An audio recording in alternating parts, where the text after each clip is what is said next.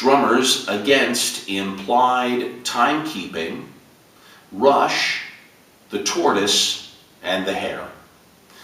I wanted to have a brief discussion with those of you who are looking into my channel regarding the band Rush. I believe I have a unique perspective historically as a drummer to kind of give you some insights of what I actually saw, and just to give you an idea of what is valuable to take away from this video regarding the band. They are a fascinating band for me personally for various reasons. As a disclaimer, this is my opinion and my opinion only, so I'm asking for those of you listening to just bear with me and understand, okay? Don't scream. When Rush came out, the first album with the original drummer, John Rutsey, and Alex Lifeson and Geddy Lee, came out in 1973. I did look at Wikipedia and it indicates 74, but that's not true, it's a little bit off. Some of the other dates are also a little bit off, but 1973, when that album came out, I had also been working at a record store. And besides, there were lots of bands, you may not know this, called Rush in America in 1973.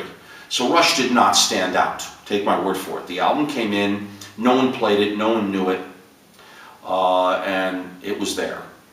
I had been playing drums since I was 10 years old, so at that point in 73, I was 16, so I've been playing over 5 years. And I was also exposed to lots of music live from my family, and just different styles, so I was pretty well versed, more than any of my peers, of bands and music. And my technical playing was moderate. I was learning and studying with a great teacher, so I was at a level that was okay, you know, for my age, 15, 16 years old. I can play time and various things that I understood about the drums. None of my other peers were studying drums, some of them were playing, but they were of minimal skills, so I understood some of the technical variations on most records of what they were doing. Now, I did not listen to the record. No one did. There were so many other bands around 1973 that Rush did not stand out. Now, about 10 months, maybe a year later, the second album came into the store, and it was called Fly By Night.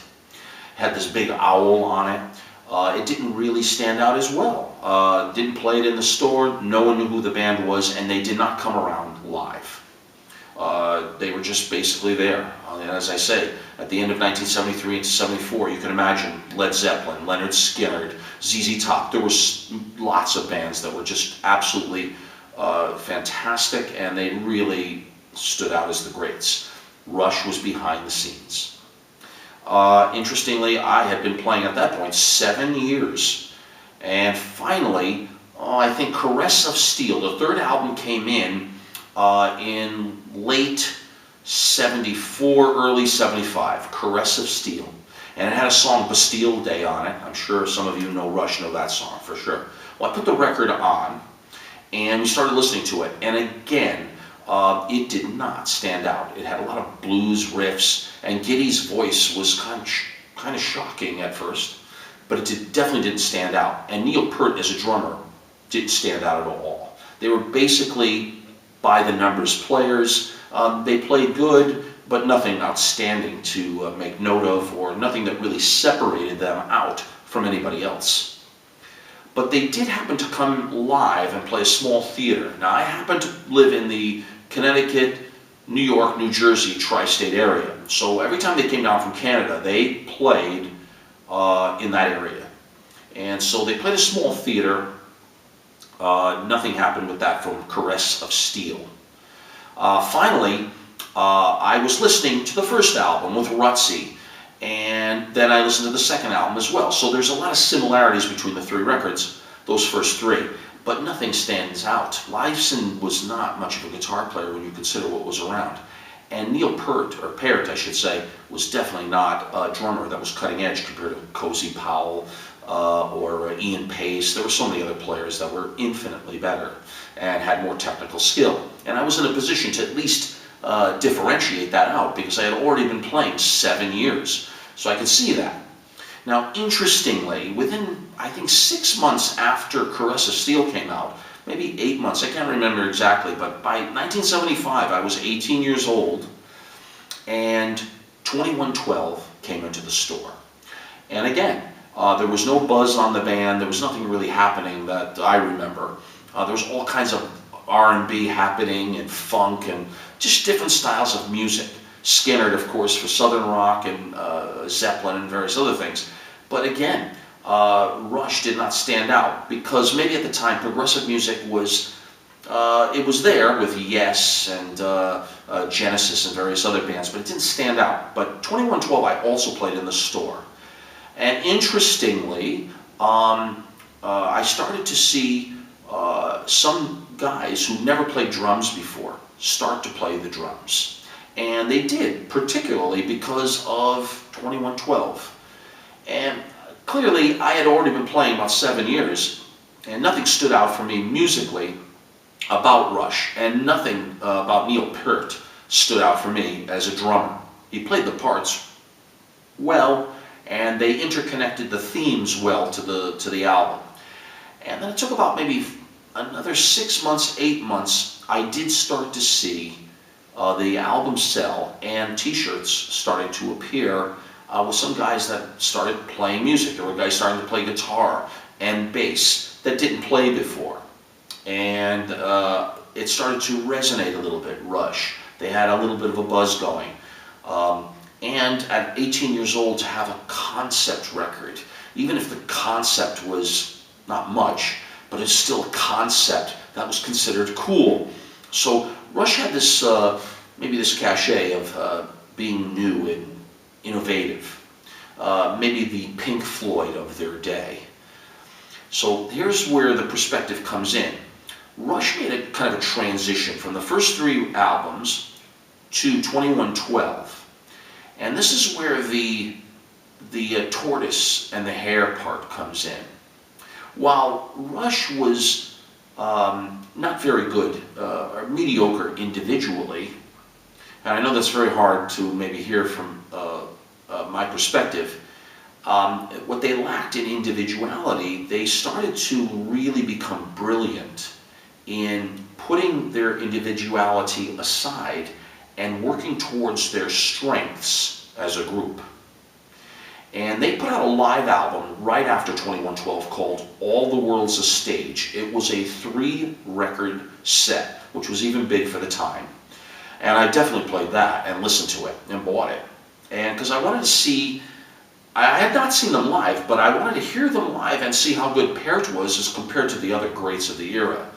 And to his credit, he played well off of the other 2 musicians in the band. In fact, the music became interesting only to me for the fact that they would never show their vulnerable side. They would only show their strengths towards each other, making the unit stronger.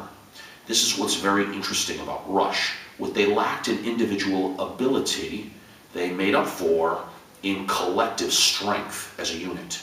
Very important thing. I didn't know any of these things I'm telling you then that I know now. At my age, 58 years old, at 18 you don't understand who you are and you don't have these perspectives. But I've been playing drums consistently since I've been 10 years old. So I have 48 years now, and I can look back and understand what was going on. Because Rush started to grow. When the live album came out in 1976, people were buying the record, shirts started to appear that I had never seen before, and there was a buzz with guys my age. Now, I dismissed Rush as a band that was okay, but there was nothing unique about Rush at all, and there isn't to me. However, what is great about Rush, and put them in the Hall of Fame, is they had a fantastic ability to play to other strengths in the band. So if Alex was not possibly the greatest lead player, didn't need to be, he would form the parts and structures to fit kind of the other pieces. Neil Peart is not the greatest maybe timekeeper or groove player, but he didn't have to. They wrote the songs and the parts to fit his style. And the same thing goes for Geddy. Geddy didn't have to sing soaring vocals like David Coverdale.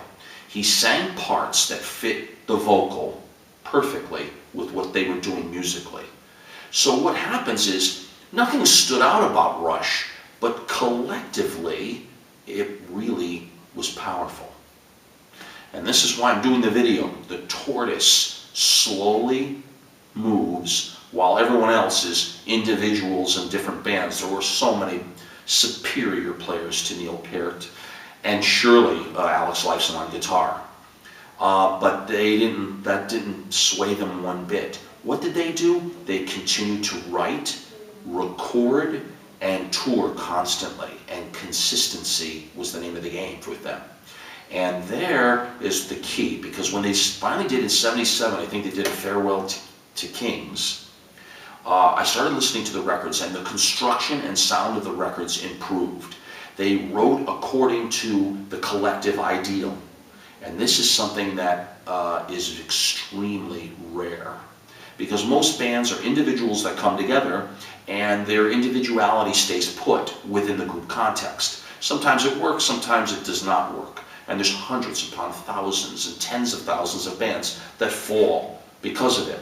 But Rush did not fall. What they did is they honed their intelligence to their strengths.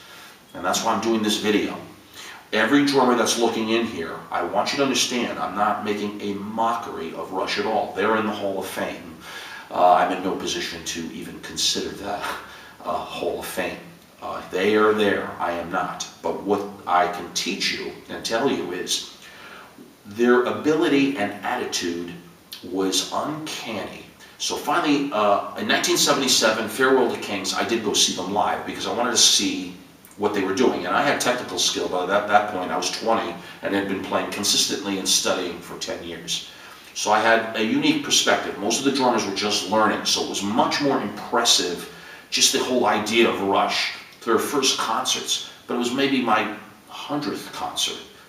So I was more discerning, you might say, and much more critical of them.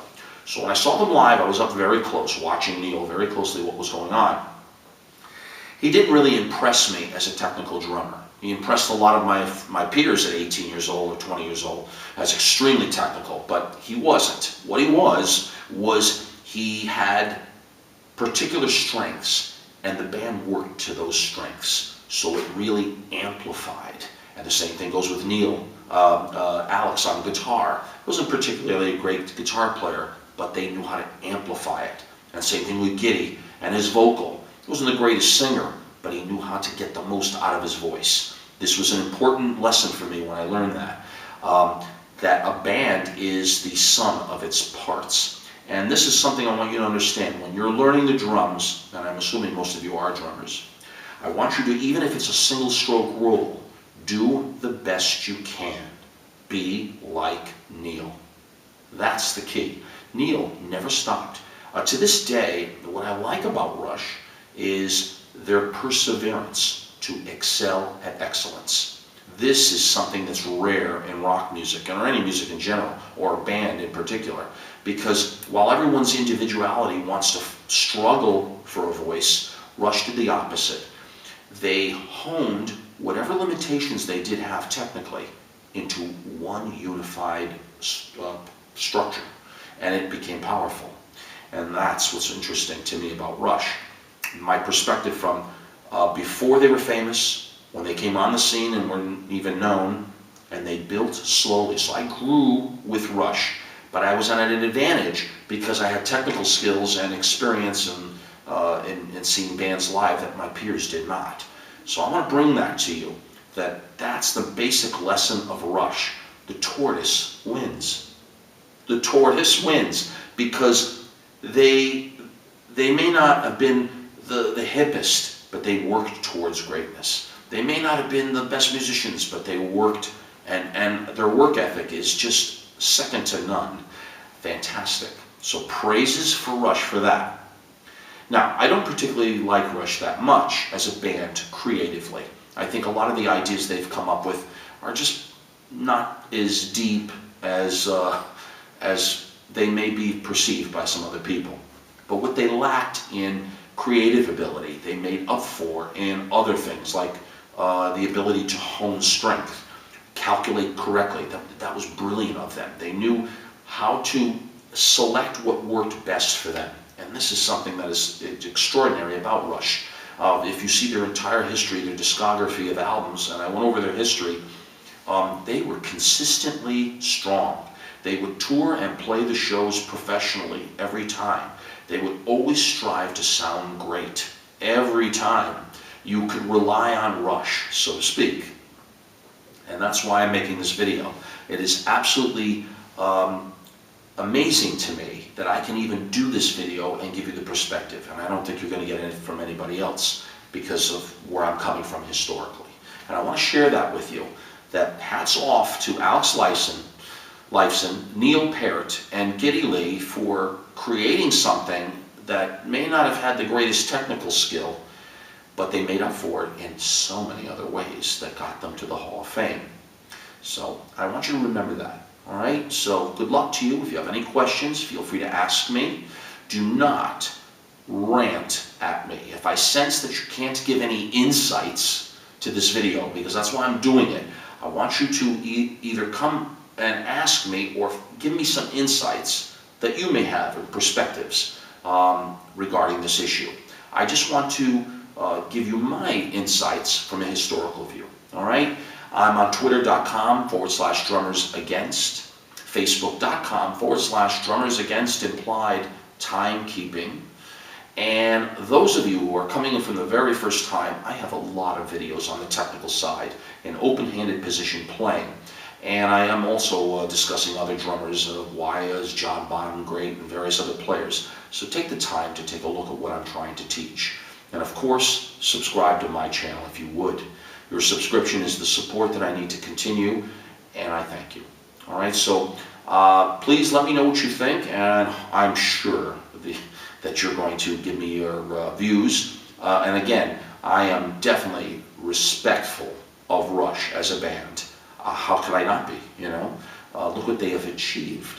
But I also want you to see where they came from, what they did, and the ability to handle all the pressure of being a huge, or one of the biggest rock bands in the world. They just handle it well, and that is something that is fantastic and should be praised. All right, good luck, and my best to all of you. I look forward to seeing what you think. And on the technical side, I definitely have some great things coming for you. All right, my best to all of you for looking in, and this is Rush, the Tortoise, and the Hare. Take care.